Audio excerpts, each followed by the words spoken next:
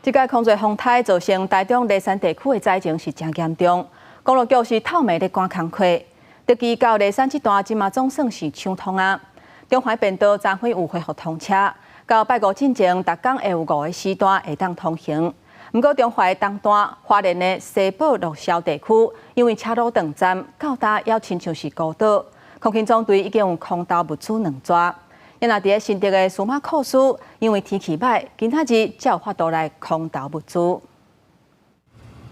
梨山的居民等足久的，总算等到啊！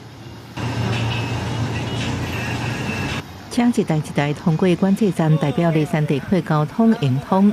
风台空队冲击梨山地区造成灾情，台北线临37中华便道除了11.8公里路基冲开去，沿线还有真济所在石头连落高末段赶工畅通。台北线61公里到81公里，特去到梨山路段中华便道也在车衫开放。早上经过现场试车确认安全状况无虞之后，于今天3日中午12点开始开放便道通行。各管各部段表示，目前梨山甲台中市道路拢已经拍通，设备进前中华便道逐工开放5帮处通行，希望居民赶紧恢复生活。另外，风台造成梨山地区电力损坏，台电警员也派人一直咧抢修，一直甲车衫也有差不多7200瓦户咧等电来。主要为武林农场、福寿山区、华冈、翠峦等，重新将旧有设备移除，重新建杆。重新拉线及装置电力设备。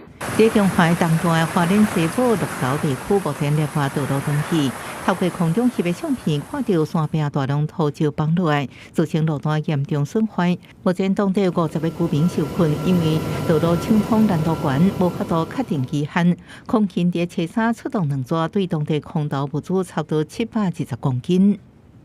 蔬菜是没有问题。那只是那个肉类的话，就可能就会比较缺乏。这新竹尖石的数码库司因为对外交通也断去，有750人受困暴动。目前因时间就无攻击，拢未真做问题。车衫下晡空勤直升机也载物资，想要空投，不过因为山区大雾，零件都无好，只好滑头。按算测试过来空投，希望尽量帮助灾民解决生活问题。记者综合报道。